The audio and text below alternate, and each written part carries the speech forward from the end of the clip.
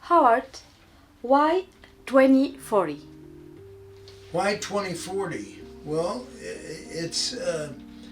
I wrote two books. That's why I say it's my companion books. And I prefer that people read my 2040 book first. George Orwell wrote a book in 1949 and he died in 1950, but he hit it right on the head. A lot of people don't remember him or read his book, but it's required reading in a lot of high schools and colleges. And people say it's a classic book, but it's very dystopic, and people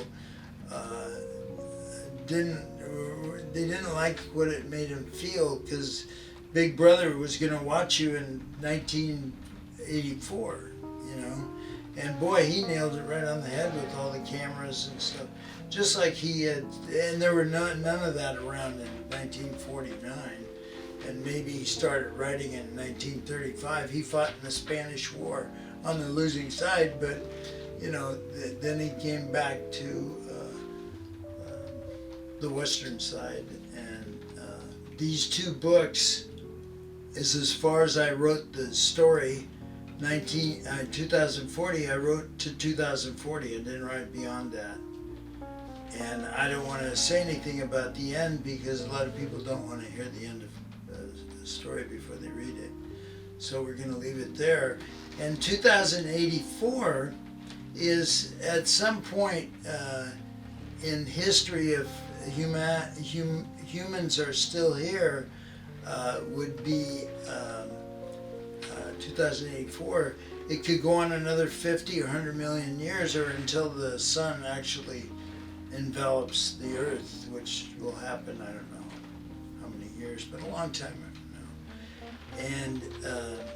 And so I wrote 2084 as an alternative to the ending on 2040. So you kind of should read 2040 first, because you're going to want to read 2084. You want another ending. That ending isn't a good ending at all.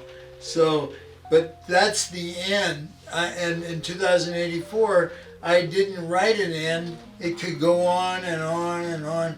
I just wrote it to 2084 in my science fiction view of what a wonderful experience reaching towards utopia is. It's a real, and people say, "Oh, you want utopia? That's impossible." I'm sure it is, but it's the getting there is half the fun, you know. And let's try to do things and think with our intelligence, because we're humans, you know.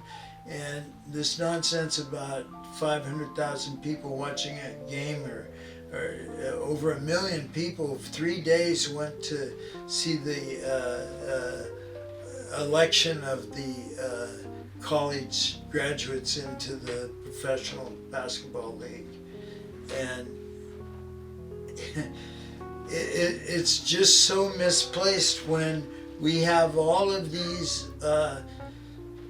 ongoing situations that are clearly outside the bounds. I mean, this man cut one of the wings off the White House. He painted the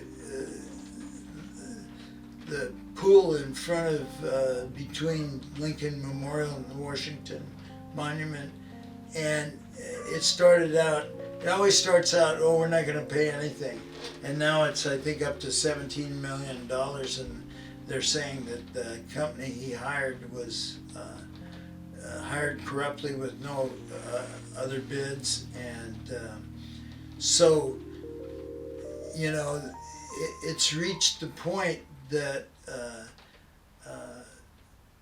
we're not thinking, you know. We have to think.